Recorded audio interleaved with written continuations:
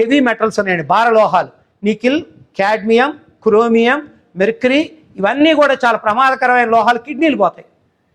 అలాగే nitrates, run of అంటాం. కృష్ణా నది ఉండటం వల్ల ఏమైందంటే పైన పురుగు మందులు కొట్టిన వాళ్ళు యూరియా కట్టలు కొడుతుంటారు.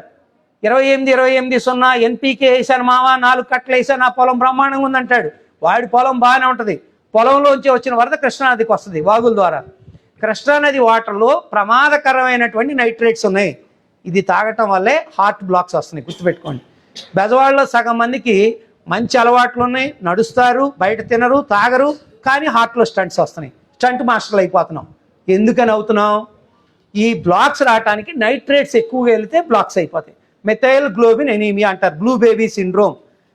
చిన్న పిల్లలు హార్ట్ బ్లాక్స్తో పుడతారు, వాళ్ళు బ్లూ బేబీస్ అంటారు. ఇది విజయవాడలో పరాకాష్ఠలో ఉందన్నమాట. అందుకని కిటకిటలాడిపోతాయి హాస్పిటల్లో. మనం మూలాల్లోకి వెళ్ళాం, ఎంత చెప్పినా నమ్మం. రైతుల్ని వాడొద్దురా నాయన అంటే నువ్వు పండిస్తావా నా పంట అంటాడు. ఎవరిని ఎడ్యుకేట్ చేయరు, అంతా వ్యాపారమే. యూరియా వ్యాపారం. యూరియా ప్రపంచంలో అజర్బైజాన్ అనే దేశం కానీ ఆస్ట్రేలియాలో వాడే యూరియా కన్నా ఆంధ్రాలో వాడే యూరియా 4 రెట్లు ఎక్కువ అండి. ఒక దేశం కన్నా ఎక్కువ వాడుతున్నాం ఒక ఆంధ్రాలో. మీరు గుర్తుపెట్టుకోండి ఎంత తారాస్థాయిలో ఉందో. సో ఈ రసాయనాల యొక్క ప్రభావం ఎలా ఉంటుంది?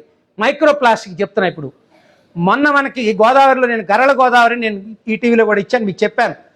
ఈ గోదావరి కృష్ణాలో డిజాల్వ్డ్ ఆక్సిజన్, మీరు ఎప్పుడు మనం యవనంగా కనిపించాలంటే నీళ్ళల్లో ఆక్సిజన్ శాతం ఎక్కువ ఉండాలి. ఇప్పుడు హిమాలయన్ వాటర్ కోహ్లీ తాగుతాడు, మనం రాజకీయ నాయకుల పేర్లు వదిలే, స్పోర్ట్స్ మ్యాన్ అయితే ఈజీగా చెప్పుకోవచ్చు అందరికీ. కోహ్లీ తాగే వాటర్ లీటర్ 1200, నీళ్లు లీటర్ 1200 ఏంటండి? ఏంటి దాంట్లో అంటే అది హిమాలయన్ గ్లేషియర్స్ నుంచి తీసుకొస్తారు. స్ప్రింగ్స్ అంటారు, అవి న్యాచురల్ స్ప్రింగ్స్, సహజం. అక్కడ వాటర్ దాంట్లో ఆక్సిజన్ చాలా ఎక్కువ ఉంటుంది. అది తాగినప్పుడు ఉత్సాహంగా ఉంటాం, బ్రెయిన్ చాలా బాగా పనిచేస్తాయి, చురుగ్గా ఉంటాం, స్కిన్ టోనింగ్ బాగుంటుంది. సో మనం బెజవాడలో తాగే నీళ్లు పశువులు తాగటానికి కూడా పనికిరావు, గ్రౌండ్ వాటర్. డిజాల్వ్డ్ ఆక్సిజన్ తీసుకుంటే చాలా తక్కువ ఉంది.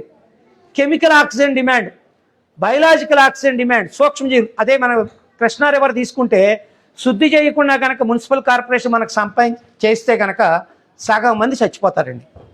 క్లోరినేషన్ చేయాలి, ఫిల్టర్ బెడ్లో చేయాలి. వాళ్ళు అలా చేసి పంపించిన తర్వాత సరే మన కర్మగాలిందంటే మున్సిపల్ వాళ్ళ ట్యాప్లు ఎక్కడో లీక్ అవుతాయి, నాన్న పొల్యూట్ అవుతాయి, అది వేరే విషయం. కానీ కృష్ణా రివర్ యాసిటీస్గా తాగడానికి పనికిరాదు, గుర్తుపెట్టుకోండి. మీకు గబుక్క నీళ్ళు అని చెప్పి నోళ్ళలో పుక్కించుకునేవారు. కోలీఫామ్ బ్యాక్టీరియా అంటాం, మలంలో వచ్చే బ్యాక్టీరియా మన కృష్ణా వాటర్లో ఉంది. కారణం ఏంటంటే చాలామంది లెట్రిన్ వ్యర్థాలని డైరెక్ట్గా రివర్లోకి వదిలేస్తున్నారు. ట్యాంకుల్లో తీసుకొచ్చి వేరే వాళ్ళు లెట్రిన్ క్లీన్ చేసి తీసుకొచ్చి నదిలో వదిలేస్తాడు. ఇది గోదావరిలో ఉంది, కృష్ణా వాటర్లో ఉంది. ఇది నేను చెప్పేది కాదు, సెంట్రల్ పొల్యూషన్ కోడ్ డైరెక్ట్గా రికమెండ్ చేసింది. Class C water. C class అంటే ఏంటంటే శుద్ధి చేయకుండా తాగితే చస్తారా అని డైరెక్ట్గా గవర్నమెంట్ అథారిటీసే చెప్పినాయి. కాబట్టి మీరు గుర్తుపెట్టుకోండి మనం చేయాల్సింది. ఇక నెక్స్ట్ వాటర్ అయిన తర్వాత సాయిల్ చెప్పారు, టాప్ సాయిల్ అంటాం. ఒక అంగుళం నల్ల నేల, ఇదంతా నల్లరేగడి నేల. మనం వివాదాల్లోకి వెళ్ళొద్దు. నల్లరేగడి నేలతోనే మీరు ఇటుకలు తయారు చేస్తున్నారు. యుఎన్ గవర్నమెంట్ ఏం చెప్పిందంటే మనకి ఈ మాటలు, ఈ కోస్తా ప్రాంతంలో ఇటుక రాళ్ళంతా మీరు నల్లమట్టి నుంచి చేస్తున్నారు. ఒక అంగుళం నల్లమట్టి ఏర్పడాలంటే 500 సంవత్సరాల సమయం పడుద్ది. ఈ కొన్ని వేల సంవత్సరాలుగా ఏర్పడిన డెల్టాని ఇష్టం వచ్చినట్టు నల్లమట్టిని తవ్వేసి ఇటుకలుగా మారుస్తున్నాం. తర్వాత మనం ఎడారీకరణ చేసుకుంటా పోతున్నాం, వ్యవసాయ భూముల్ని ధ్వంసం చేస్తా ఉన్నాం. నల్లమట్టిలో నీళ్లు ఇంకిపోయే స్వభావం చాలా తక్కువ ఉంటుంది. ఎర్రమట్టి త్వరగా నీళ్ళని తీసుకుంటుంది, గ్రౌండ్ వాటర్. కొన్ని లక్షల సంవత్సరాల క్రితం ఇంకా నీరు ఇప్పుడు మనం గ్రౌండ్ వాటర్ తోడుతున్నాం. సో మనకి ఇప్పుడు ఇందాక కొండలరారు చెప్పిన పాయింట్, విజయవాడలో 120 అడుగులు దాటిన తర్వాత కింద కాల్షియం పోర్స్ ఉంటాయి, పెద్ద పెద్దవి. అంటే ఇవన్నీ కూడా గుహల్లాగా ఉంటాయి. ఇవి కాల్షియం కార్బోనేట్ ఏర్పడినటువంటి గుహలు, చాలా మెత్తగా ఉంటాయి. ఆ నీళ్ళని బోరేసినప్పుడు ఆ కింద జలాలని మనం తోడుతున్నాం. 120 అడుగుల కన్నా కింద వెళ్తే ఏమవుద్దంటే దాంట్లో కాల్షియం ఫ్లోరైడ్, మెగ్నీషియం ఫ్లోరైడ్ అని ఫ్లోరైడ్స్ ఉంటాయి. దీన్ని ఫ్లోరోసిస్ అంటారు. మీరు తెలంగాణలో బాగా విన్నారు, అప్పుడు ఆ మధ్య కేసీఆర్ దాన్ని ఒక ఆయుధంగా మార్చుకుని తెలంగాణ తెచ్చుకోవడానికి వాడాడు. మా మిర్యాల కూడా పక్కనే నాగార్జున సాగర్ ఉంటే మేము ఈ నీళ్లు తాగాల అని. అక్కడ నేలలో ప్రాబ్లం. అది ఆంధ్ర వాళ్ళు చేసింది కాదు, ప్రాంతం చేసింది కాదు. ప్రకాశం జిల్లా ఉంది ఇప్పుడు, ప్రకాశం జిల్లా మొత్తం ఫ్లోరైడ్ ప్రాబ్లమే. నూజివీడి దగ్గర ఫ్లోరైడ్ ప్రాబ్లమే. ఇప్పుడు మీకు పక్కనే జీ కొండూరులో ఇప్పుడు కిడ్నీ బాధలు చచ్చిపోతా ఉన్నారు. అంటే ఎక్కడైతే మైనింగ్ యాక్టివిటీ ఈ మనం చేస్తూ ఉంటామో భూగర్భ జలాలు 200 అడుగులు దాటి లోపలికి వెళ్తారో ఖచ్చితంగా ఫ్లోరోసిస్ వస్తుందండి. అంటే పళ్ళు గారగా మాడతావు. నువ్వు ఏ సెబాకా టూత్పేస్ట్ వాడు, రెడ్ బుల్ వాడు, నీ పళ్ళు తెల్లగావో. ఎందుకంటే ఫ్లోరిన్ ఎక్కువైపోద్ది. దొడ్డికాళ్ళు వస్తాయి, నడుము వంగిపోయిన ముసలాళ్ళు వస్తారు, ఏజ్ అయిన తర్వాత ట్విస్ట్ అయిపోతూ ఉంటాయి, అలాగే కాళ్ళు వంకరగా మారిపోతూ ఉంటాయి. వీటన్నిటికి కారణం ఎముకలు బలహీనం అయిపోతాయి, ఫ్లోరోసిస్. సో మీరు డబ్బులు ఉన్నాయి కదా అని 300 అడుగులు 400 అడుగులు తెచ్చుకోండి, మన గొయ్యి మనం దోవుకోవటమే. 400 నుంచి వచ్చే వాటర్ పోర్టబుల్ వాటర్ కాదు, తాగునీటికి పనికిరాదు. ఆ వాటర్ కనుక తాగితే కిడ్నీలు పోతాయి, లివర్ పోతాయి, చాలా ప్రాబ్లమ్స్ వస్తాయి. ఇవాళ విజయవాడలో జరుగుతున్నది. ఎందుకు వచ్చినా నాకు తెలియదండి. నేను రాగి జావ తాగుతా, పొద్దున్నే వాకింగ్కి వెళ్తా, సాయంత్రం నానబెట్టిన శనగలు తింటా, అన్నీ తిను. తాగే నీళ్ళే ప్రమాదం. Water is the elixir of life అన్నారు. నీరే ప్రాణాధారం, గుర్తుపెట్టుకోండి. ఇక పీల్చే గాలి, యాంబియంట్ ఎయిర్ క్వాలిటీ అంటారు. పిల్లలు జాగ్రత్త వినండి. పీల్చే గాలి నాణ్యత 3 అంశాల మీద ఆధారపడద్ది. ఒకటి సల్ఫేట్స్, సల్ఫర్ డైఆక్సైడ్, ఇది తక్కువ ఉండాలి. నైట్రిక్ ఆక్సైడ్స్, 3 రకాల oxides, NO nitric oxide, nitrogen dioxide, nitrogen dioxide అంటారు, ఆక్సైడ్స్ ఆఫ్ నైట్రోజన్. మూడోది CO carbon monoxide, carbon dioxide. ఇది మనకి చాలా ప్రమాదకరమైన వాయువు CO2. చాలా ఇళ్లలో మీకు తెలుసు, ఇంట్లో ఓడోమస్ కాయలు వెలిగించుకుని చచ్చిపోయారు. ఈ మధ్య 4 కాయలు వెలిగించారు దోమల కోసం. దోమల సంగతి దేవుడు ఎరుగు. ఇంట్లో ఉన్న మొత్తం చచ్చారు. ఎందుకంటే తలుపు మూసుకున్నారు, ఓడోమస్ వెలిగించారు. అదే గాలిని మళ్ళా పీరుస్తూ ఉంటే పొగలో ఎక్కువ ఏదైనా మండిస్తే CO2 వస్తుంది, గుర్తుపెట్టుకోండి. తలుపులు మూసుకుని మండిచ్చారా మీరు చచ్చినట్టే. ఇక కామన్ సెన్స్, మీరు జనరేటర్ వేసుకుని ఇంట్లో పడుకున్నారు, చచ్చారు. పిల్లల్ని కారులో పెట్టి అద్దాలు వేసేసి షాపింగ్కి వెళ్తారు, చచ్చారు. మీరు ఎక్కడైతే ఎయిర్ సర్క్యులేషన్ ఉన్నదో అక్కడ CO2 పెరిగిపోద్ది, ప్రాణాంతకమైంది. అందుకని దాన్ని ప్రాణవాయువు అనలా, బొగ్గు పులుసు వాయువు, ప్రాణాంతక వాయువు అన్నారు. మీథేన్, ఏదైనా కుళ్ళింది మీథేన్. బాగా ఆదివారం రాగానే పెచ్చ నాన్ వెజ్, చికెను, మటను. ఇక విజయవాడలో అయితే 1,00,000 కిలోలు అమ్ముతున్నారు 10 లక్షలకి. అంటే మీరు చూడండి, మటను ఇక ఏమమ్ముతున్నారో మీకే తెలియదు. మొత్తం ఇక్కడ విజయవాడలో ఒక వారంలో మీరు రెస్టారెంట్స్ కానీ తీసుకుంటే 15 లక్షలు, అంటే 150 మిలియన్ క్వింటాల్స్ అమ్ముతున్నారండి. ఇంత నాన్ వెజ్ కన్జంప్షన్ చేస్తే ఎక్కడి నుంచి వస్తుంది మీకు? ఇది పౌల్ట్రీ ఫామ్. ఏదైనా ఇది షిట్ వేసిందంటే, అది కుక్క అయినా, గేదైనా, కోడైనా సరే, దాని పేడ నుంచి వచ్చే వాసనే మీథేన్, అదే కంపు. మనం అయితే అపాన వాయువు అంటాం, అబ్బా బాంబే వేసాడరా అంటాం, అదే మీథేన్, గుర్తుపెట్టుకోండి. కంపు వచ్చిందంటే అక్కడ మీథేన్ ఉన్నట్టే. డ్రైనేజీలోంచి కంపు వచ్చింది, మీథేన్ ఉంది. మీథేన్ ప్రాణాంతక వాయువు, కానీ అదే CNG, న్యాచురల్ గ్యాస్గా వాడేది కూడా అదే గ్యాస్. మనకి దాని యొక్క దీన్ని తగ్గిస్తారు, కొంత ప్యూరిఫై చేస్తారు. సో కాబట్టి మీరు గుర్తుపెట్టుకోండి, ఈ CNG కానీ, అంటే మనం న్యాచురల్ గ్యాస్గా ఉన్నటువంటి మీథేన్ కానీ, కార్బన్ డైఆక్సైడ్ కానీ, ఇవన్నీ గాలిలోకి ఇష్టం వచ్చినట్టు పౌల్ట్రీ ఫార్మింగ్. ఇంటెదురుగా బర్రెగట్టి ఒక పాలు పోసుకుని వాడు 1 లీటర్ తాగి 1 లీటర్ కేంద్రానికి పోసేవారు. ఇప్పుడు ఇంటెదురుగా పేడ ఉండకూడదు, ఆడాళ్ళకి పల్లెటూరులో కూడా అంతా సిమెంట్ చేసాయి. కోడి ఉండకూడదు, కోడి పెట్ట ఉండకూడదు, కోడి ఉంటే ఎరుగుతాయి. నాకు అక్కడప్పుడు కాళ్ళు దొక్కుతున్నాను, నా కోడలు రానంటుంది. ఇప్పుడు ఈ కొత్త కోడలకి ఇదో ట్రెండ్, మీ ఇంట్లో కోడి ఉందా, గేదె ఉందా, మా అమ్మాయి పాలు తీయదు, మా అమ్మాయి పెతకదు, అన్నం వండదు, స్విగ్గీలో జొమాటోలో పెట్టుకో, చావండి పెట్టుకుని. ఏదేముంది, నేను ఓపెన్గా చెప్తున్నా. రోగాలు ఎక్కడి నుంచో రావు, మన ఆహార అలవాట్ల నుంచి, మన లైఫ్ స్టైల్ నుంచి వస్తాయి. పాలు పితకాలంటే కూర్చోవాలి. మీరు ఎప్పుడైతే మోకాళ్ళ మీద కూర్చుంటారో మీ యొక్క బయలాజికల్ సిస్టమ్ అంతా కూడా యాక్టివేట్ అవుద్ది. తిరుగలు తిప్పేవారు, తిరుగలు తిప్పుతుంటే మీకు ఆడవాళ్ళకి ఈజీగా డెలివరీ అవుతుంది. అలాగని నన్ను దంచమంటావు, దంచుకోబాకు, నువ్వే దంచుకో, డాక్టర్ దగ్గర దంచుకో, నాకెందుకు. ఎవడేం చెప్పడు, గుర్తుపెట్టుకోండి. ఇప్పుడు రోలు రోకలి ఎవరు చేస్తారు? రోటి పచ్చడి అంటే ఇష్టం, రెస్టారెంట్కి వెళ్ళి 500 పెట్టి రోటి పచ్చడి అంటాను తింటారు. ఇంట్లో మాత్రం చచ్చినా చేసుకోరు. రోలు ఎవడు కొట్టగాలి, కడగటం కుదరదు. కాబట్టి మన లైఫ్ స్టైలే మన రోగాలకు కారణం. మీరు ఇప్పుడు మళ్ళీ చాలామంది ఉద్యోగాలు మానేసి పాత లైఫ్ స్టైల్కి వెళ్దామని కోరుకుంటున్నారు. అంత డ్రాస్టిక్గా అవసరంలా, సింపుల్ లివింగ్ అలవాటు చేసుకోండి. ఎందుకు చెప్తున్నా, ఈ ఎయిర్ క్వాలిటీలో ఏమవుతుందంటే, మన యొక్క ఓపెన్ బర్నింగ్ ప్లాస్టిక్ కవర్లు తీసుకుంటారు, ఈ ప్లాస్టిక్ కవర్ని మండిస్తారు. ఒక టైర్ మండిస్తుంటాడు, శీతాకాలం రాగానే అక్కడ చలి కాసుకోవాలి కాబట్టి దొరికిన చెత్త అంతా వేసి మండిచ్చేస్తాడు. దానిలోంచి గుర్తుపెట్టుకోండి, ఫ్యూరాక్సిన్ అండ్ డయాక్సిన్ అని 2 కేసెస్ వస్తాయి. ఇవి హైలీ లంగ్స్ని చిల్లులు పడేట్ చేస్తాయి. మీరు 50 సిగరెట్లు రోజు తాగితే ఎంత ప్రమాదం, అంతకన్నా మీరు 4 రోజులు చలిమంట వేసుకుంటే అయిపోయినట్టే. మాకు లంగ్ ప్రాబ్లం వచ్చిందండి అంటారు. ఎందుకు వస్తుంది? Pulmonary problem. ఇదే ప్రాబ్లం సీనియర్ సిటిజన్స్కి, చిన్నపిల్లలకి చాలా ప్రాణాంతకం అండి. రెండోది పిప్పుడు రేణువులు. ఏ చెట్టు పడితే ఆ చెట్టు పెంచకూడదు, వాటిని వేయకూడదు. గుర్తుపెట్టుకోండి, వాటి నుంచి వచ్చే పిప్పుడు రేణువులు పాలిన్ గ్రెయిన్స్ అంటారు. అవి గాలిలోకి వెళ్ళిపోతాయి. పాలిన్ గ్రెయిన్స్ మీకు కనిపించవు. అవి ఆ పాలిన్ గ్రెయిన్స్ వచ్చి డిపాజిట్ అయితే దురదగుంటాకు రుద్దుకుంటే దురద ఎంత బాగా దద్దుర్లు వస్తుందో, మీకు ఆ పాలిన్ గ్రెయిన్స్ లంగ్స్లోకి వెళ్ళిపోగా ఇరిటేషన్ వచ్చి కళ్ళు పడతా ఉంటుంది, దగ్గు వస్తూ ఉంటుంది. ఎందుకు వచ్చిందో మీకు అర్థం కాదు. మీరు పీల్చే గాలిలో ఈ పార్టికులేట్ మ్యాటర్ అంటారు దీన్ని, కణాలు 2.5 ppm 10 ppm అంటారు.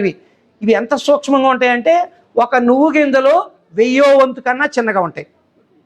అంత చిన్న కణాలు గాలిలో ఉంటే మీకు కనిపించవు. ఇవి చాలా ప్రమాదకరమైంది. ఇప్పుడు ఆంధ్రాలో హయ్యెస్ట్ ఉన్నది విశాఖపట్నం, 300 ppm పైన ఉంది. ఢిల్లీలో 400 ppm. ఇక చావు వేరే అవసరం లేదు. ఢిల్లీలో వారం ఉంటే మీ చావు మీరు తెచ్చుకోవటమే. అనారోగ్యవాణి కనుక ఒక వారం ఢిల్లీ వెళ్ళిరారని ఫ్రీగా నేను హోటల్ డబ్బు కడతానంటే తిరిగి అంబులెన్స్ బుక్ చేసుకుని శవం తెచ్చుకోవటమే. ఇక మీకు నేను ఎందుకు చెప్తున్నాను, ఇక్కడ ఢిల్లీలో ఆల్టర్నేట్ డే వెహికల్ పెట్టారు, డీజిల్ బ్యాన్ చేశారు, అయినా కానీ అవ్వట్లేదు. కారణం ఏంటంటే పక్కనున్న హర్యానా, పంజాబ్ రాష్ట్రాల్లో రైతుల్ని మండించొద్దురా అంటే వాళ్ళ క్రాప్ అయిపోయిన తర్వాత తగలబెట్టేస్తారు. ఆ పొగ మొత్తం వెస్టర్లీ విండ్స్ అంటారు. పడమర నుంచి గాలులు మన హిమాలయ పర్వతాల వైపు ఇస్తూ ఉంటాయి. ఆ గాలులతో పాటు ఈ పొగను తీసుకొచ్చి ఢిల్లీ మీద వదులుతాయి అన్నమాట. ఈ ఢిల్లీ ప్రాణాంతకంగా తయారైపోయింది. ఇలా మన దేశంలోనే గుర్తుపెట్టుకోండి, యాంబియంట్ ఎయిర్ క్వాలిటీ మన విజయవాడ 63, 65 ఉంటుంది. 50 లోపు గుడ్ ఎయిర్ అనమాట. మనం మోడరేట్గా ఉన్నాం, అందుకని కొంత బెటర్ విజయవాడ ఎయిర్ క్వాలిటీ. కొంతవరకు అదృష్టవంతులు అనమాట. మనం సీకి దగ్గరగా ఉండటం వల్ల సీ విండ్స్ వల్ల వాష్ అవుట్ అయిపోతుంది అనమాట వచ్చింది. అదే మీకు సముద్రం సీ దగ్గర పక్కనే ఉంది విశాఖపట్నం, కానీ అక్కడ ఇండస్ట్రీ, అక్కడ ఉన్న హిల్స్, ఆ వాతావరణం వల్ల ప్రమాదం. అందుకని యాంబియంట్ ఎయిర్ క్వాలిటీలో మీరు దుమ్ము గుర్తుపెట్టుకోండి, తలుపులు మూసుంచి వెంటిలేషన్ ఉండాలి. కొంతమంది పప్పులు వండుకున్న పక్కన అడిగి తెలియకూడదని కిచెన్లో మూసుకుని మొత్తం ఆయిల్ వేపర్స్. మీకు ఎప్పుడన్నా వెళ్తా చూడండి, మనకి క్యాంటీన్స్ ఉంటాయి, వెనక ఆయిల్ వచ్చే దగ్గర చూడండి, ఎప్పుడన్నా ఎగ్జాస్ట్ ఫ్యాన్ దగ్గర నల్లటి ఇది వస్తుంది. ఇళ్లల్లో ఇళ్ళాలకి ఈ నల్లటి మట్టి అంతా ఆమె లంగ్స్లోకి వెళ్తుంది, గుర్తుపెట్టుకోండి. అందుకని ఆడవాళ్ళకి అత్యంత ప్రాణాంతకమైంది. త్వరగా క్యాన్సర్ బారిన పడి వాళ్ళకి breast cancer, cervical cancer, vocal cancer రావడానికి కారణం మీరు పక్కన వాళ్ళకి వాసన రాకుండా పప్పులు వండుకుందామని కిటికీలు మూసేస్తే, వెంటిలేషన్ లేకుండా వంటలు చేసుకుంటే ఆ పొగంతా మీకు లోపలికి వెళ్తుంది. కాబట్టి గుర్తుపెట్టుకోండి, డొమెస్టిక్ లైఫ్లో ఇవి చేయాలి. ఇక ప్రపంచవ్యాప్తంగా ఏంటి జరుగుతుందండి, మనం ఏంటి ఇవన్నీ చేస్తున్నాం మనం తెలుసుకోవాలి. కొంతమంది షాంపూలు వాడుతుంటారు, చక్కగా రాగానే శీకాకాయ షాంపూ వాడమంటే ఎవడు వాడతారు, కళ్ళలో పడితే మండుద్ది నాకు, హెడ్ అండ్ షోల్డర్స్, పట్టు లాంటి కుచ్చు లాంటి పట్టు, అక్క 6 వారాల్లో భలే ఉందే అని అంటారు. ఇవన్నీ అడ్వర్టైజ్మెంట్ చూడగానే మనం కూడా అలా కుచ్చు సంగతి ఏమో కానీ బొచ్చు ఊడిపోద్ది. కారణం బొచ్చు పెరగడానికి కావాల్సిన ఆయిల్స్ కాదు, అసలు దీనికి ఏం పెట్టాల్సిన అవసరం లేదు. నేను దాదాపుగా 20 ఏళ్ళలో ఒక 4 సార్లు రాసి ఉంటాను నూనె, మహా అయితే అది కూడా మావిడ బాధపడలేక. అర్థమైందండి, దీనికి నూనె కాదు కావాల్సింది. నాకు 62 నెకేం జుట్టు ఊడిపోవాలా, పర్లేదు బాగానే ఉంది. దేనివల్ల ఉంది? తినే ఆహారంలో బీటా కెరటిన్ ఉండాలి. గుర్తుపెట్టుకోండి, ఏంటన్నది బీటా కెరటిన్. మీ గోల్డ్ బాగుండాలన్నా, మీ జుట్టు బాగా నాణ్యంగా పెరగాలంటే, జుట్టు మీద వ్యామోహంతో ఇప్పుడు వచ్చింది కొత్తగా ప్లాంట్ చేస్తాం, మీకు బొచ్చు నాటితే రైతు కనుక వరి నాటినట్టు నాటుతాం, మీ బొచ్చుకి ఇన్ని బాగా గ్రో అయ్యేట్ చేస్తాం, మీ హెయిర్ బాగా గ్రో అయ్యేట్టు మా దగ్గర హెయిర్ ప్లాంటింగ్ వచ్చింది రండి అని రకరకాలు చెప్తే వెళ్తూ ఉంటారు. మీరు అది చేయకుండా చక్కగా బీటా కెరటిన్ దేంట్లో ఉంటుంది? క్యారెట్లో, బీట్రూట్లో. మీరు ఆహారంలో రంగులు ఎన్ని తింటున్నారు గుర్తుపెట్టుకోండి. చిన్నపిల్లలకి మీరు గ్రీను, రెడ్, వైటు అన్ని రకాలు రంగుల ఆహారం తీసుకుంటే జీవితం రంగులమయం, లేకపోతే రంగు పడద్దు మీకు. అర్థమైందండి? మీరు ఎన్ని రంగులు అవి అన్నీ తినాలి.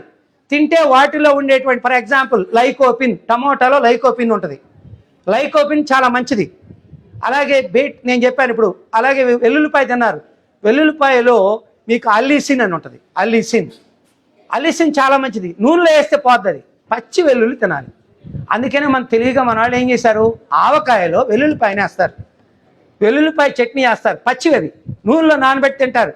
అప్పుడు హార్ట్ ప్రాబ్లమ్స్ రావు, బ్లాక్స్ క్లియర్ అవుతాయి, బ్లడ్ ప్రెషర్ని కంట్రోల్ చేస్తాయి, నైట్రేట్స్ ఎక్కువ పెంచుతాయి. చక్కగా కాలువ పూడిపోతే మీరు డ్రైనేజ్ ఓపెనర్ వేసినట్టు బ్లడ్ ఫ్లో బ్రహ్మాండంగా వెళ్ళిపోద్ది. అలాగే పిల్లలకి గింజలు తింటాం అలవాటు చేయాలి. ఇదివరకు పల్లెటూరులో గింజల పొలా నవ్వులేసేవారు పుచ్చకాయ ఉంటే, ఇప్పుడు పుచ్చకాయ గింజ చూసేసి సీడ్లెస్ ద్రాక్ష, సీడ్లెస్ దానిమ్మ, నిమ్మ దానిమ్మ కలిపి గజనిమ్మ, ఏందో అసలు వీళ్ళకి నోటికి ఏమీ తగలకూడదు. మీరు ఎప్పుడైతే సీడ్స్ తినరో జింక్ తగ్గిపోద్ది. జింక్ అండ్ మెగ్నీషియం తగ్గిపోతే, జింక్ లేకపోతే మెమరీ ఉండదు, మెగ్నీషియం లేకపోతే ఎముకలు బలహీనం అయిపోతాయి. గుర్తుపెట్టుకోండి. పట్టాపట్ట మెట్లు ఎక్కుతుంటే ఇరిగిపోతాయి కాళ్ళు. అబ్బా మొన్న మెట్లు ఎక్కుతున్నాను నీ తొంటి ఇరిగిపోయింది, ఎందుకు జరగదు? నీకు మెగ్నీషియం లేదు. మెగ్నీషియమే కాల్షియం ఫిక్స్ చేస్తుంది బాడీలో. ఇక ఐరన్ ఫిక్స్ చేయాలంటే ఎర్రటి వస్తువులు తినాలి. మీరు పసుపు కానీ ఎలుపు కానీ ఉన్నాయి. ఫర్ ఎగ్జాంపుల్ ఫాస్ఫేట్, మీకు బీపీ ఎక్కువ ఉన్న వాళ్ళకి ఫాస్ఫరస్ కావాలి అంటే బీపీ ట్యాబ్లెట్లు అదే ఉంటుంది. ఫాస్ఫరస్ ఎక్కువైతే కిడ్నీలు పోతాయి. ఈ ఫాస్ఫరస్ని డ్రైన్ అవుట్ చేయాలంటే మనకు కొన్ని మినరల్స్ కావాలి. అవి దేంట్లో ఉంటాయి? సిట్రస్ వాటిలో ఉంటాయి. అంటే మీరు లెమన్ కానీ ఆరెంజ్ కానీ అట్లాంటివి తీసుకుంటూ ఉండాలి. ఏది ఎక్కువగా తీసుకోవాలి గుర్తుపెట్టుకోండి మీరు. అలాగే మీరు సోడియం, పెద్ద వయసు వచ్చిన తర్వాత సోడియం తగ్గిపోద్ది. డాక్టర్ ఏం చెప్తారు? నీకు బీపీ ఉంది, అరే ఉప్పు తినబాకరా అంటాడు. వీడు మొత్తం బంద్ చేసేస్తాడు. సోడియం డౌన్ అయిపోతే కోమాలోకి వెళ్ళిపోతారు. గుర్తుపెట్టుకోండి. బ్రెయిన్ రెండే రెండు అయాన్స్కి పనిచేస్తుంది, సోడియం అండ్ పొటాషియం. ఇవన్నీ దేని ద్వారా వస్తాయి మనకి? ట్యాబ్లెట్ల ద్వారా కాదు. రోజుకో ట్యాబ్లెట్, కొంతమంది ఉన్నారు 13 ట్యాబ్లెట్లు మింగుతాడు. నాకు ఒక ఆయన తెలుసు. ఓ నీ అమ్మ కడుపు మాడ, ఇలా మింగితే ఎంతకాలం మింగుతావురా నాయన? కొన్నాళ్ళ తర్వాత గొంతులో దిగని పరిస్థితి వచ్చేస్తుంది, డ్రై అయిపోతాయి ట్యాబ్లెట్స్ వేసుకుంటే.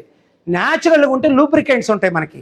అంటే మనం తిన్న ఆహారం లోపలికి వెళ్ళాలంటే పేగు ఇలా కంట్రాక్ట్ అయ్యి ఎక్స్పాండ్ అవుతుండాలి, ముద్దను కిందకి దించాలి. ఆ న్యాచురల్ పల్వరేషన్స్ ఎప్పుడైతే పోతాయో మనిషి చనిపోతాడు. ఇది బాగుండాలంటే ఫైబర్తో కూడిన ఆహారం మీకు వెళ్ళాలి, న్యాచురల్ ఫైబర్స్ వెళ్ళాలి. మైదాలు, నూడిల్స్, రోడ్డు మీద బళ్ళ దగ్గర తినటం, నైట్ కోర్ట్ అని చెప్పి ఫుడ్ కోర్ట్ అని 12:30కి వెళ్ళి అర్ధరాత్రి నాన్ వెజ్ తినటం సర్వనాశనం అయ్యే మార్గాలు అనమాట. కాబట్టి గుర్తుపెట్టుకొని పిల్లలకి ఏం చెప్పాలంటే, మీరు దానిమ్మ పొమోగ్రనేట్ అంటారు, గట్ బ్యాక్టీరియాని పెంచడంలో పొమోగ్రనేట్ చాలా పెద్దది. కీరా దోసకాయ గుర్తుపెట్టుకోండి. గట్ అంటే ఆరోగ్యం. లోపల మనం యాంటీబయాటిక్స్ వేసినప్పుడు మంచి బ్యాక్టీరియా చచ్చిపోతుంది. పులి పెట్టిన ఇదివరకు మనకి చక్కగా మీకు పెరుగు ఆవడానే వేసేవారు. పెరుగు ఆవడ ఎందుకు వేసేవారు? 24 గంటలు చేస్తే దాంట్లో బ్యాక్టీరియా గ్రో అవుతుంది, గుడ్ బ్యాక్టీరియా అంటాం అనమాట. ఏదైనా పులియే పెట్టింది. ఇప్పుడు మీరు నోవాటెల్కి వెళ్ళండి, సద్దన్నం 700 రూపాయలు. సద్దన్నం 700 ఏంటి? అమ్మ కడుపు మాడని. పల్లెటూరులో వాళ్ళు నానబెడుతుంటేనేమో నామూష. వాడు చక్కగా ఇట్లా మంచి బ్రాస్ దాంట్లో పెట్టి పైన 2 ద్రాక్షకాయలు వేసి 4 దానిమ్మ గింజలు వేసి సద్దన్నం అంటే ఇది బాగా ఫ్యాషన్. కాబట్టి గుర్తుపెట్టుకోండి, మనం పాత అలవాట్లు పెద్దలు చేసినవి చాలా మంచివి, హైజీనిక్గా మనకిప్పుడున్న కాలానికి అనుగుణంగా మీరు చేసుకుని బతకాలి. అంటే లైఫ్ స్టైల్ అంటాం. ఇక పోతే సార్ ఇవన్నీ బాగానే ఉన్నాయి, నేను డొమెస్టిక్ లెవెల్లో చేస్తానండి. మరి ప్రపంచ లెవెల్లో ఏంటంటే మన కర్మగాలు ఏమైందంటే, ఇండస్ట్రియల్ రెవల్యూషన్ 1857 తర్వాత పారిశ్రామిక విప్లవం ఎప్పుడైతే వచ్చిందో చాలా ర్యాపిడ్ ఇండస్ట్రియలైజేషన్ జరిగింది. అన్ని రంగాలు కూడా వేగంగా అభివృద్ధి చెందినాయి.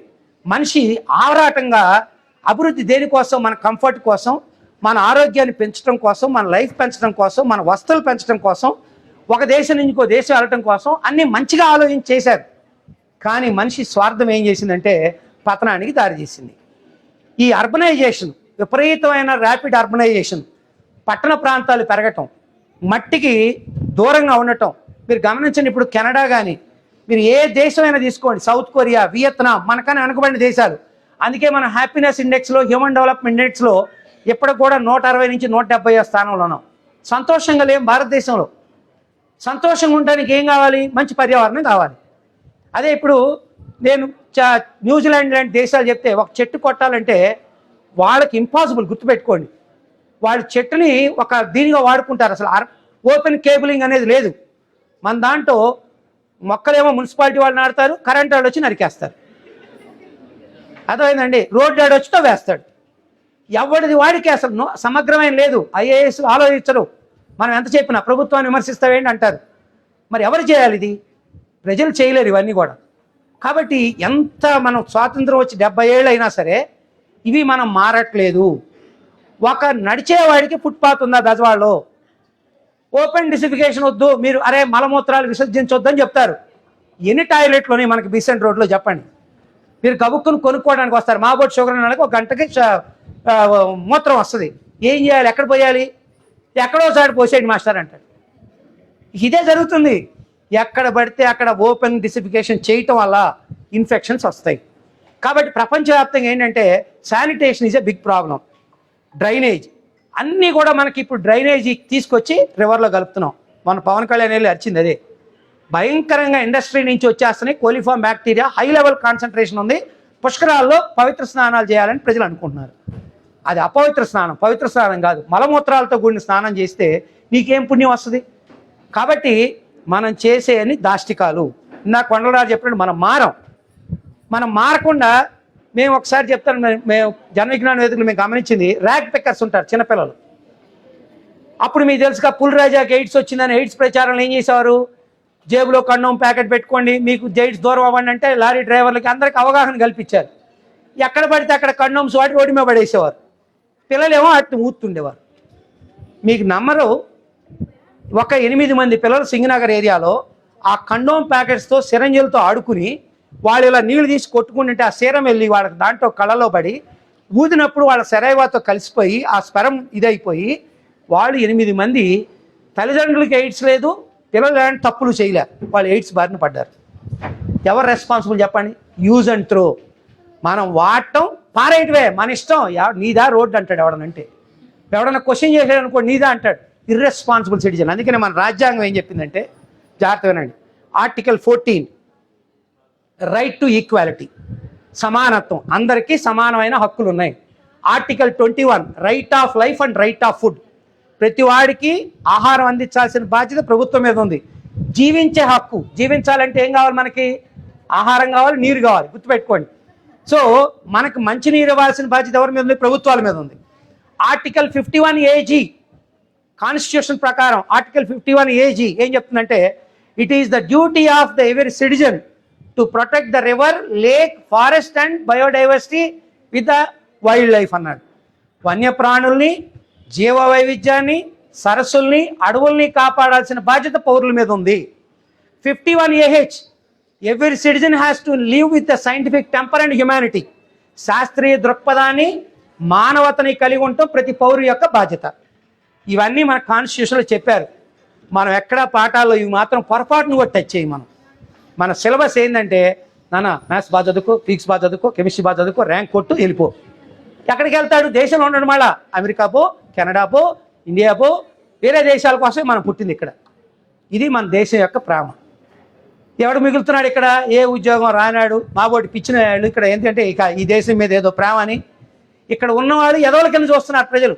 ఆ మనస్తత్వం నాయకులకు కూడా మానాలి. మనమే వీసాలు వేసి బ్రెయిన్ డ్రైన్ అనే పదం పోయింది. ఇప్పుడు మనమే బ్రెయిన్ డ్రైన్ చేస్తున్నాం. వెళ్ళిపోండి తెలివిగలాలు ఇక్కడ వద్దని. ఎందుకంటే రాజకీయాలకు చాలా ఇబ్బంది కదా తెలివిగలాలు ఉంటే. అందుకని గుర్తుపెట్టుకోండి, సెంట్రల్ గవర్నమెంట్ ఏం చేసిందంటే వీళ్ళందరూ మాట వింటలేదు కాబట్టి ఈ గవర్నమెంట్స్ అని ఎవరిష్టం వాళ్ళు చేసేస్తా ఉన్నారు, అడవులు నరికేస్తున్నారని చెప్పి యునైటెడ్ నేషన్స్ అప్పట్లో చాలా యాక్టివ్గా వైబ్రెంట్గా ఉండేది, ఇప్పుడు లేదు. ఐక్యరాజ్య సమితి 1972లో ఇప్పుడు మన మిత్రులు పెడుతున్నారు కదా 1 Earth 1 Life అని, అదే నినాదం పెట్టుకుని స్టాక్ హోమ్లో కాన్ఫరెన్స్ పెట్టారు 1972లో జూన్ 5 నుంచి 15 వరకు పెట్టి ఒక నినాదం, అయ్యా ఇక మానవాళి గత 150 ఏళ్ళలో చేసిన అరాచకాలు అంతా ఇంత కాదు, మనం ఇక చివరి స్టేజ్కి వచ్చేసాం. అప్పటికే 0.8 degrees టెంపరేచర్ పెరిగిపోయింది, ఓజోన్ లేయర్కి బెజ్జం పడిపోయింది, polar ice caps Arctic Antarctic దగ్గర మెల్ట్ అవడం ప్రారంభం అయిపోయింది, సముద్రాల యొక్క మట్టాలు పెరిగిపోతా ఉన్నాయి, భూతాపం అనేది స్టార్ట్ అయిపోయింది. కాబట్టి మనం తక్షణం ప్లాన్లో లేకపోతే ఇంకొక 30 ఏళ్ల తర్వాత జీవితం చాలా దుర్భరంగా ఉంటుందని వాళ్ళు ప్రిడిక్ట్ చేశారు. చేసి డిసెంబర్ 15 మళ్ళీ 1972లో సర్వసభ్య సమావేశంలో ఒక నిర్ణయం తీసుకున్నారు. ఏమిటంటే ఇక నుంచి ప్రతి జూన్ 5న పర్యావరణ దినోత్సవం జరపాలి ఒక స్లోగన్తో. ఆ కరెంట్ థీమ్ ఏంటంటే ఆ ఇయర్ పట్టి పీడించిన సమస్య ఏదో అధ్యయనం చేసి శాస్త్రవేత్తలు ఇంటర్నేషనల్ క్లైమాటిక్ చేంజెస్ ICC అంటారు, దాని మీద ఒక శాస్త్రవేత్తల బృందం వర్క్ చేసి UNEPకి రిపోర్ట్ ఇస్తుంది. వాళ్ళు దీని థీమ్ని ఫైనలైజ్ చేస్తారు. సో 1992 నేను త్వరగా ముగిచ్చేస్తాను. 1992లో రియో ఎర్త్ సమిట్ జరిగింది, ధరిత్రి సదస్సు అంటారు. దానిలో ఏం నిర్ణయం తీసుకున్నారంటే, అయ్యా క్యాబినెట్లో ఎన్విరాన్మెంట్ మినిస్టర్ లేకుండా మనం ఈ రాజకీయ నిర్ణయాలు తీసుకోలేము, మ్యాండేటరీగా పర్యావరణ మంత్రిత్వ శాఖ ఒకటి ఉండాలి, వాడి కింద pollution control board, river conservation authorities, ఈ వాటర్ కంటామినేషన్ సంబంధించిన కేసెస్, బయో మెడికల్ వ్యర్థాలు, మున్సిపల్ వ్యర్థాలు, ఇవన్నీ అతని కిందకి రావాలి అని తీర్మానం చేశారు. ఇంప్లిమెంట్ చేయని దేశాలకి వరల్డ్ బ్యాంక్ నుంచి లోన్లు కానీ అన్ని ఆపేయాలన్నారు. తక్షణం పివి నరసింహరావు 1992లో మన దేశంలో అది ఇంప్లిమెంట్ చేశారు. స్టేట్ గవర్నమెంట్లో కూడా అది వచ్చింది, మీరు తెలుసుకోండి అందరూ. 92 అయిపోయిన తర్వాత అంతా బాగానే ఉందనుకోవడం పొరపాటు. ఎవరింట్లో వాళ్ళకిట ఏసీలు వచ్చేసినాయి. ఏసీలో సిఎఫ్సీలు వాడతాం, క్లోరో కార్బన్స్. ఇవి క్లోరిన్ కలిపినాయి కాబట్టి ఇవి వెళ్ళి ఓజోన్తో రియాక్ట్ అవుతాయి. ఓజోన్ అంటే O3 ప్రాణాంతక వాయువు, అది ఆక్సిజన్ ప్రాణవాయువు. ఓజోన్ మనకి ఏం చేస్తారంటే అల్ట్రావైలెట్ ఏ, అల్ట్రావైలెట్ బి అంటారండి. అతిలోహిత కిరణాల నుంచి భూమిని కాపాడుద్ది. అవి ఎక్కువ వస్తే మీకు ఆస్ట్రేలియాలో, న్యూజిలాండ్లో, కెనడాలో ఏం చేస్తారంటే మధ్యాహ్నం పూట 1 కల్లా పిల్లలు టోపీ లేకుండా బయటికి వెళ్తే పేరెంట్స్ని అరెస్ట్ చేస్తారు. ఎందుకంటే అక్కడ అల్ట్రావైలెట్ రేస్ ఎక్కువ పడితే క్యాన్సర్ వచ్చేస్తుంది. చాలా సివియర్ అల్ట్రావైలెట్ రేడియేషన్ ఉంటుంది అక్కడ. ఎండ తక్కువ ఉంటుంది కానీ చురుకుగా గుచ్చుకుంటూ ఉంటుంది అనమాట. ఇది ఈ అల్ట్రావైలెట్ రేడియేషన్ చాలా ప్రాణాంతకమైనటువంటిది. క్యాన్సర్ వస్తుంది, క్యాట్రాక్ట్స్ వస్తాయి. త్వరగా క్యాట్రాక్ట్ రావడానికి మన సన్లైట్ ఎక్కువ ఉండటం కూడా కారణం అనమాట. ఎందుకంటే ఇంటెన్స్ సన్లైట్, మీరు ఎక్కువ పొగ దగ్గర ఉన్నారు, అందుకనే స్మోక్లెస్ చొలహాస్ అని గవర్నమెంట్ ఇస్తే పొగలేని సెగలేని పొయ్యిలు అంటే ఏంటో అనుకున్నారు. ఊరినే దీపం పథకం పెట్టింది అనుకున్నారు. కాదు, మెడికల్గా దాని వెనకమాల రీజన్ ఉంది. పొగ ఎక్కువ వస్తే అది క్యాట్రాక్ట్ దారి తీయచ్చు, క్యాన్సర్ వైపు వెళ్ళొచ్చు. ముఖ్యంగా పల్లెటూరులో ఉన్న ఆడవాళ్ళు ఎక్కువ పొగదొత్తులు వాటి మీద చేస్తారు కాబట్టి ఏం చేసిందంటే యుఎన్ఈపిలో ఇది పెట్టిన తర్వాత 92లో వాళ్ళు ఎమిషన్స్ మీద స్టడీ చేశారు, ఉద్గారాల మీద. అయ్యా 2012 వచ్చేసరికి ఏమైందంటే పెట్రోలు, డీజిలు, బొగ్గు వీటిని మండిచ్చేసి, బొగ్గును మండిచ్చేమో థర్మల్ పవర్ చేస్తున్నాం, పెట్రోల్ డీజిల్ ఎన్ని మండిచ్చేమో కార్లు ఇవన్నీ రన్ చేస్తున్నాం. ఈ ఫాసిల్ ఫ్యూయల్ మండించడం వల్ల ఇందా నేను చెప్పాను చూడండి, సల్ఫేట్స్, నైట్రేట్స్ గాల్లోకి లక్షల టన్నులు కార్బన్ డైఆక్సైడ్తో పాటు రిలీజ్ అవుతున్నాయి. ఎంత రిలీజ్ అయినాయి అంటే మన 1857తో పోలిస్తే 1 కోటి లక్షల రెట్లు పెరిగిపోయిందండి. 500 మిలియన్ టన్నులకు పైగా కార్బన్ డైఆక్సైడ్ యాడ్ అయిపోయింది. దీనివల్ల ఏమైందంటే భూమి అంతా వేడెక్కడం ప్రారంభించింది. కార్బన్ డైఆక్సైడ్, వాటర్ వేపర్, పెద్ద రిజర్వాయర్లు, పోలవరం, నాగార్జున సాగర్, శ్రీశైలం ఆనందమే. కానీ పెద్ద రిజర్వాయర్లో ఎవాపరేషన్ ఎక్కువ ఉంటుంది. నీటి ఆవిరి ఎప్పుడైతే గాలిలోకి వెళ్తుందో నీటి ఆవిరి వాతావరణంలో వేడిని ఒడిసి పడద్దు అనమాట. మీకు ఈజీగా అర్థం అవ్వాలంటే చెప్తా, జాగ్రత్త. లాస్ట్ వచ్చేసాం.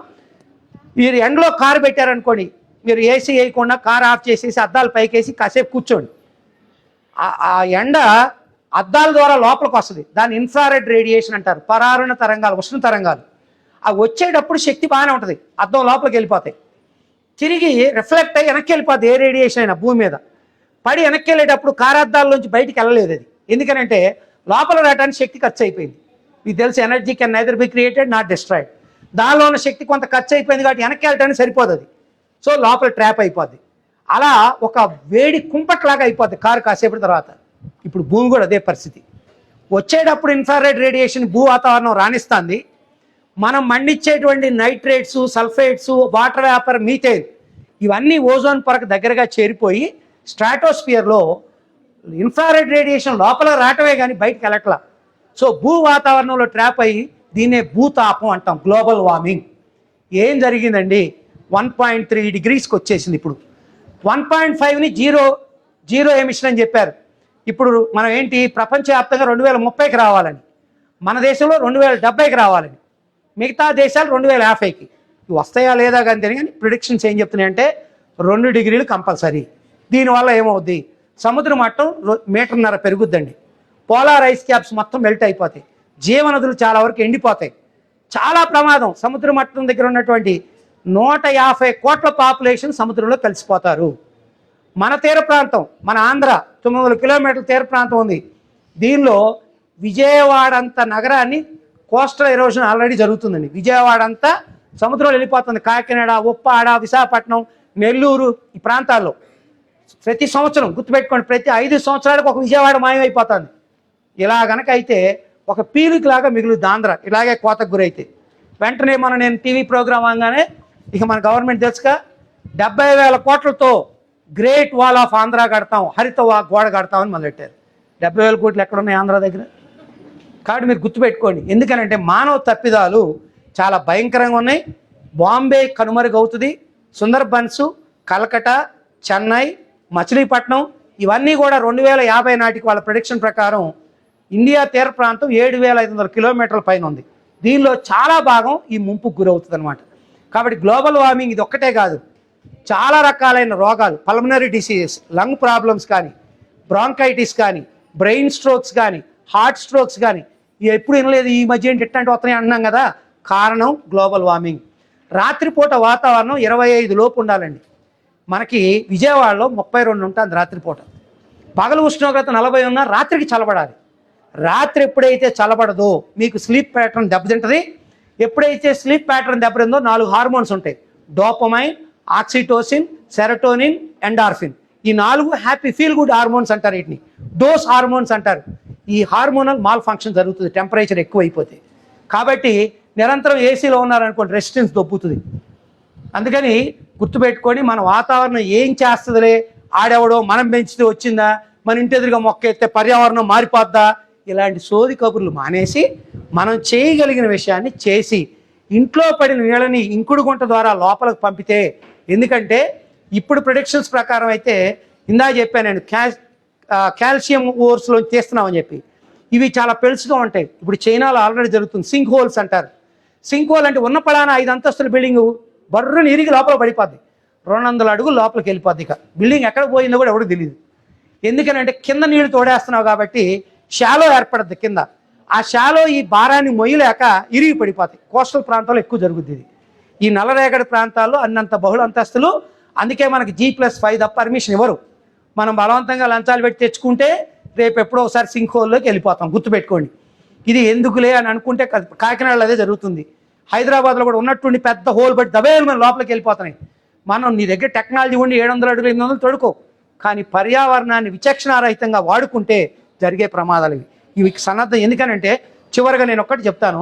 సౌత్ పెసిఫిక్ ఐలాండ్స్ కానీ, పపువా న్యూ గినియా కానీ, చాలా ఐలాండ్స్, మాల్దీవ్స్ కానీ ఆల్రెడీ అవి ఇనండేషన్కి మునిగిపోయినాయి. అయ్యా మాకు వేరే దేశాన్ని చూపించండి అని చెప్పి అడుగుతున్నారు. ప్రపంచవ్యాప్తంగా ఎన్నో ఐలాండ్స్ అనమాట. సముద్ర మట్టాలు ఎప్పుడైతే పెరుగుతూ ఉంటాయో సముద్రం వేడెక్కుతూ ఉంది. ఇప్పుడు అదే ఎలినో అన్నారు కదా, ఎలినో 140 ఏళ్ళ తర్వాత మన ఇండియాకు వస్తుంది. భయపడుతున్నారు రైతులు కూడా. ఒక్కొక్కసారి ఇది అట్టర్ ఫ్లాప్ అవ్వచ్చు, మనకి ఒక్కొక్కసారి జరగవచ్చు. ఈ వర్షపాతం ఎప్పుడైతే తగ్గుతుందో ఏం జరుగుద్దంటే క్లౌడ్ బరస్ట్ జరిగి ఒక చోట 20 సెంటీమీటర్ల వర్షపాతం అంటే మనకి 900 మిల్లీమీటర్లు పడాలి, 90 సెంటీమీటర్లు. 4 రోజుల్లో 90 సెంటీమీటర్లు పడిపోద్ది. ఇంకా 6 నెలల సీజన్లో పడవు ఇక వర్షాలు. పంట వేస్తే పంట రాదు, క్షామం అంటారు. 1812లో మనకి డొక్కల కరువు అని వచ్చింది. మీకు తెలిసి ఉంటుంది. ఇక్కడ ఈ ప్రాంతంలో పెద్దాళ్ళు నడి చెప్తారు. మనుషులు కుక్కల్ని గాడిదల్ని పీక్కుతున్నారండి. సొంత బిడ్డలు చనిపోతుంటే ఏం చేయలేకపోయారు. ఆ కరువు నుంచి బయట వేయడానికి రాద్ర కాటన్ గారు వచ్చి ఇక్కడ కరువు కాలువ ఉంటుంది యనమల కుదురు దగ్గర, మీరు ఎప్పుడన్నా తెలుసుకోండి చరిత్ర. అందుకే విర్రవేయకూడదు. రైస్ బౌల్ ఆఫ్ ఇండియా, మనం అది ఉన్నాం, మనకి తెగ బండుద్ది, ఇవన్నీ విర్రవీగే మాటలు మానేస్తే మంచిది. ఎందుకనంటే ఈ విర్రవేగటం వల్ల మనిషి ఉన్మాదిగా తయారవుతాడు. మన రైస్ బౌలే, కానీ నీరు ఉంటేనే పంట పండుద్ది. పంట మార్పిడి ఉండాలి. ఏక పంట విధానం చాలా ప్రమాదకరం. సో కాబట్టి కన్జర్వేషన్ ఆఫ్ వాటర్ అనేది, అందుకని నేషనల్ రివర్ కన్జర్వేషన్ అనేది పెట్టారు. దీనిలో ప్రజల్ని చైతన్యం పరిచి మిమ్మల్ని భయపెట్టాలని కాదు, చాలా అంశాలు ఉన్నాయి. ఇందాక సార్ చెప్పారు చేపు ఇంజక్షన్లు. మనిషికి ఆక్సిటోసిన్ అనేది మగాడికి మగతనానికి కావాలి. కానీ మీరు చేపు ఇంజక్షన్ గేదెకు చేస్తే దాంట్లో డైక్లోఫెనాక్ ఉంటుంది. డైక్లోఫెనాక్ అనేది ఏంటంటే గేదెలకు చేపు రావడానికి ఇంజక్షన్ చేస్తారు. అది నిషేధిత ఇంజక్షన్. దూడ చచ్చిపోతే ఇంజక్షన్ చేస్తారు చేపు రావడానికి. అది మనం పాలు తాగితే ఆక్సిటోసిన్ తగ్గిపోయి సంతాన సాఫల్య కేంద్రాలు బెదవాడంతా. నువ్వు తాగే పాలలో డైక్లోఫెనాక్ ఉంది. అది నీ ఆక్సిటోసిన్ దెబ్బతీసి మగతనాన్ని, స్పెరమ్ మొబిలిటీని దెబ్బతీస్తుంది. గుర్తుపెట్టుకోండి. సెలినిన్ కూడా వస్తుంది అంటూ, సెలీనియం అంటారు. చాలా ఉన్నాయి ఇవన్నీ. మీరు తీసే ఆహారంలో, వాడే షాంపూల్లో కూడా, హెయిర్ డైస్లో కూడా చాలా ప్రమాదకరమైన ఉంటాయి అనమాట. అందుకని మీరు ఏదో ఒకటి అనుకోబాకండి. ప్రజలు ఏం చేస్తున్నారంటే నా దగ్గర డబ్బు 1,00,000 మొన్న IVFకి వెళ్ళి పంపింది, బాగానే జరిగింది, దేవుడి దైవాల పిల్లలు పుట్టాడు. దేవుడి దైవాలు పుడతాడండి, మనిషి దైవాల పిల్లలు పుట్టాలి. కానీ అందుకని మీరు గుర్తుపెట్టుకోండి, ఇవన్నీ ఎందుకు జరుగుతున్నాయంటే లైఫ్ స్టైల్. 24 గంటలు బిగుతు డ్రాయర్లు, ఆక్సో ఆర్ నథింగ్ అంటాడు. ఆక్సార్ నది అంటే వేస్తే నా డ్రైరే లేకపోతే వేయవాకంట. ఇక వీళ్ళు అదే వేసుకుంటారు తీరు అసలు. ఇక కాబట్టి మీకు టెస్టికల్స్ ఉంది టెంపరేచర్ కంట్రోల్ చేయడానికి, పైకి కిందకి మూమెంట్కి ఎంతవరకు వేయాలి, ఏం చేయాలి, నామోషి. మన వాళ్ళు ఈ ప్రాంతంలో పంచి పెట్టింది ఊరినే కాదు, నామోషి. సరే పంచి వేసుకో, కాస్త లూజ్ ప్యాంట్లు వేసుకోండి, అర్థమైందండి. కానీ మన వాళ్ళు అట్ట కాదుగా, బాగా టైట్ డ్రైర్ ఆడు చూపిస్తాడు, ఇక ఈడేసేస్తాడు. పెళ్ళి అయిన తర్వాత ఏముంది, ఆడు అసలు విషయం లేదని ఆ అమ్మాయి వస్తుంది. ఇక ఈ కేసులన్నీ ఇప్పుడు పంచాయతీ మన కోర్టులు. కాబట్టి ఏది మీరు పర్యావరణానికి సంబంధం లేదనుకోబాకండి, మీ లైఫ్ స్టైలు, మన ఈటింగ్ హ్యాబిట్స్ అన్నీ కూడా మనకు సంబంధించినవి. మనం హాయిగా బతకాలి, మన సంతానం బాగుండాలి, మన నెత్తి మీద జుట్టు దగ్గర నుంచి మన కడు చూపు వరకు అన్నీ బాగుండాలంటే మీరు ఆహారమే. ఆహారం, నీరు, గాలి ఇవి బాగుండాలంటే మన చేష్టలు బాగుండాలి. సో నేను ప్రపంచవ్యాప్తంగా ఎందుకు చెప్పానంటే, ప్రపంచం అంతా బాగానే ఉంది, ఏషియా కంట్రీలే బాగాలేదు. ఇక్కడ జనాభా విస్ఫోటం ఉంది, బాధ్యత లేదు. సో ప్రజలు హక్కుల కోసం పోరాడుతున్నారు కానీ బాధ్యతలు మర్చిపోతున్నారు.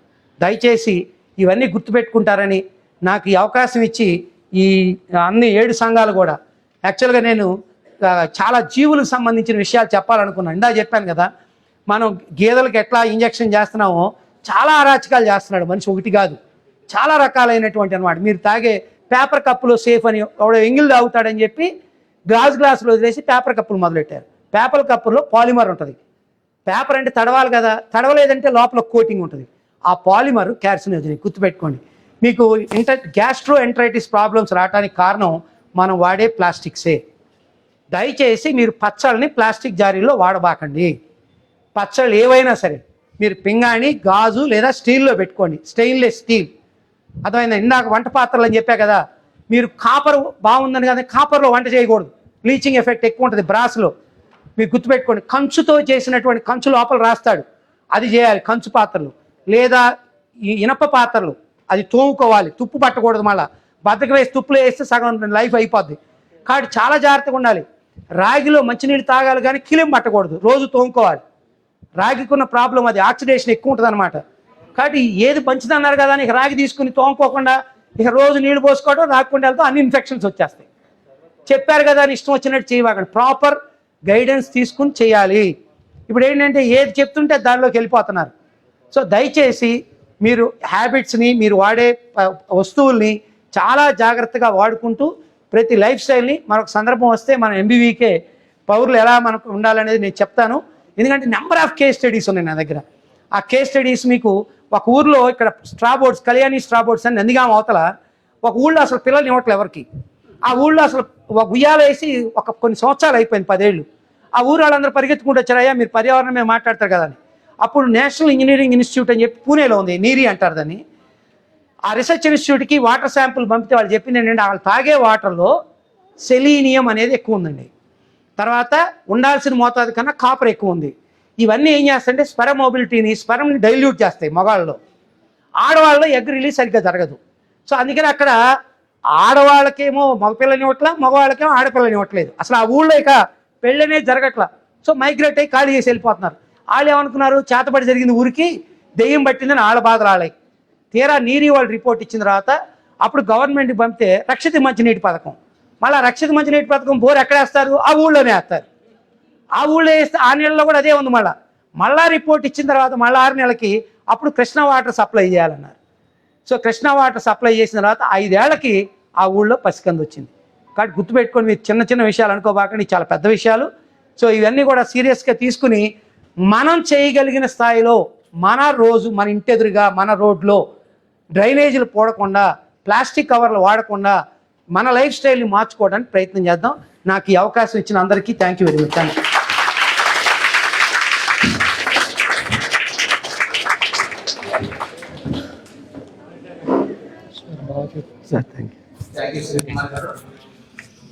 ఈరోజు పర్యావరణ దినోత్సవం సందర్భంగా సెమినారు, అదేవిధంగా తుమ్మల శ్రీకుమార్ గారు మొన్న రిటైర్ అయ్యారు, దాని సందర్భంగా అభినందన సభ 2 కూడా అనుకొని ఈ కార్యక్రమం ఏర్పాటు చేయడం జరిగింది.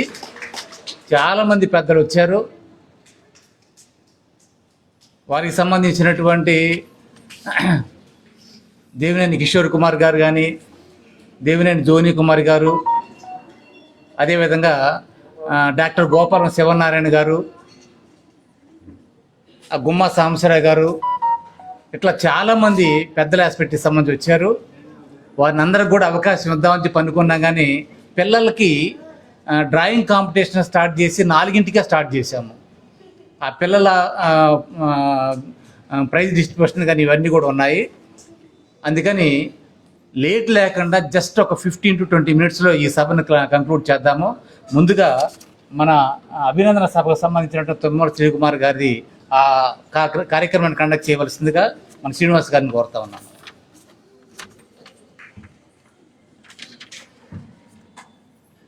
అందరికీ నమస్కారం. దాదాపు కొంతమందికి తప్పించి, అంటే ఇవాళ సభకి కొత్తగా వచ్చిన వాళ్ళకి అట్లా కొంతమంది తప్పించి శ్రీకుమార్ గారి గురించి అవగాహన ఉండుంటుంది. ఎందుకంటే గత 30 సంవత్సరాల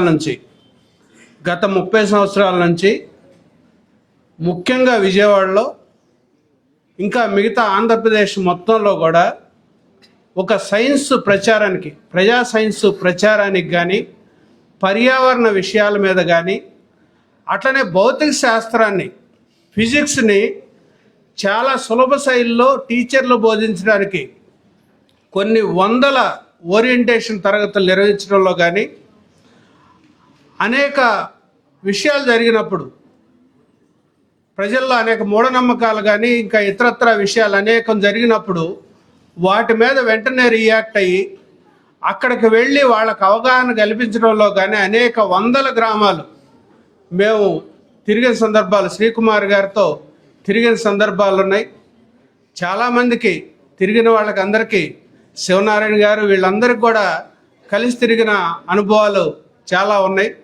కాబట్టి ఎక్కువ శ్రీకుమార్ గారి గురించి చెప్పాలంటే చాలా రోజుల తరబడి, మేము చేసిన ప్రయాణాలు చెప్పాలంటే రోజుల తరబడి పడుతుంది. ఇది కాకుండా ఇది 10% ఉంటే మిగతా 90% చెప్పాలంటే ఎంత టైం పడుతుందో తెలియదు. కాబట్టి క్లుప్తంగా సభని తొందరగా ముగించుకుందాం అనే ఉద్దేశంతో చాలామంది శ్రీకుమార్ గారిని అభినందించడానికి వచ్చేశారు.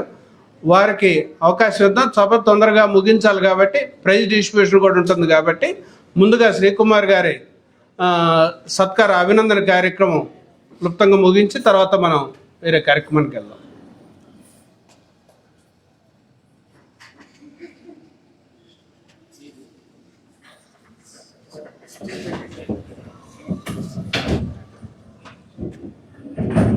శ్రీనివాస్ గారు 6 సంఘాలు ఉన్నారు. ముందుగా ఈరోజు ఈ కార్యక్రమాన్ని నిర్వహిస్తున్నటువంటి 6 సంఘాలు, one earth one life, MB విజ్ఞాన కేంద్రం, ఫోరం ఫర్ ఆర్టిస్ట్, జాషువా సాంస్కృతిక వేదిక, జన విజ్ఞాన వేదిక, అమరావతి బాలోత్సవం ప్రతినిధులు వచ్చి ముందుగా వారు సత్కరిస్తారు. వారి తర్వాత ఒక్కొక్కరు, చాలామంది పెద్దలు వచ్చున్నారు, వారి తర్వాత ఒక్కొక్కరు వచ్చి సత్కారం అందజేస్తారు. తర్వాత మామూలుగా అందరూ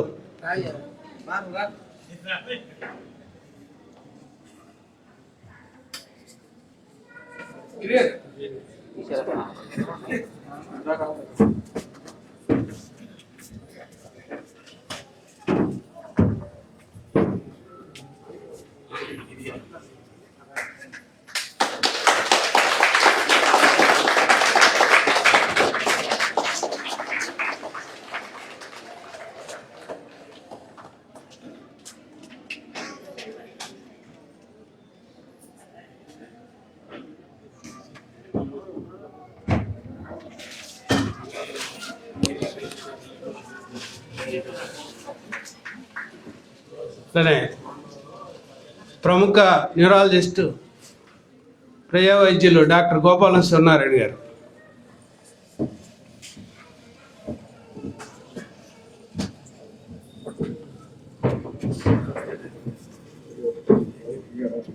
ఇట్లా దేవినేని కిషోర్ గారు, జోని కుమార్ గారు.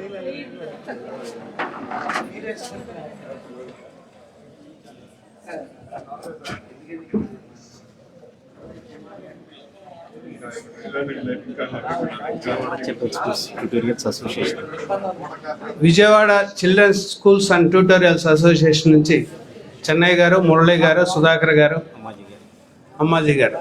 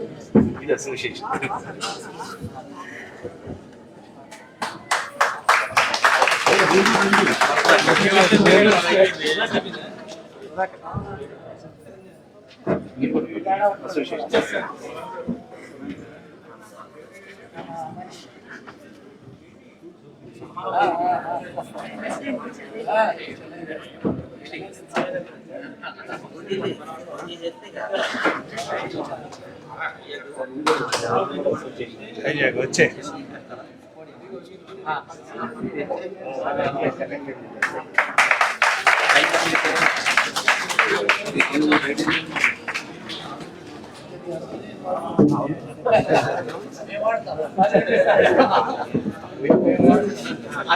గుమ్మ సాంబశివరావు గారు,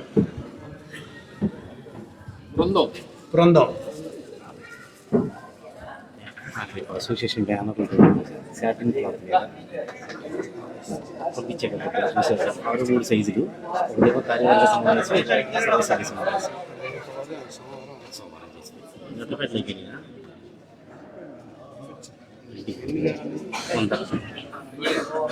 లూజ్ షీట్. అట్లనే కొండపల్లి క్రాంతి హై స్కూల్ నుంచి మురళీమోహన్ గారు, అమ్మాజీ.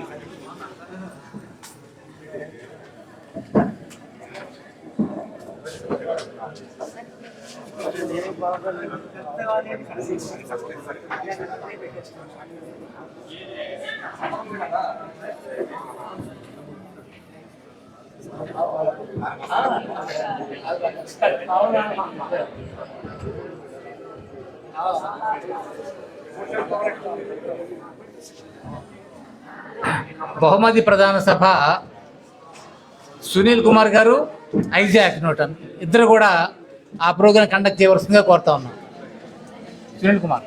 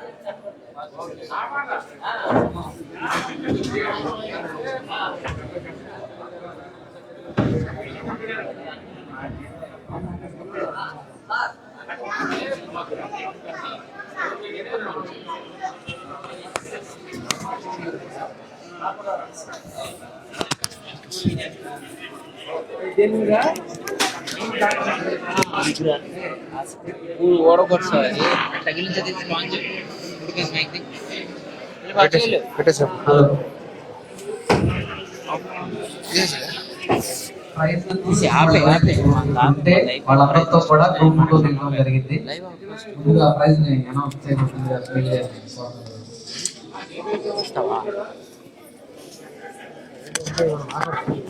ఏముండు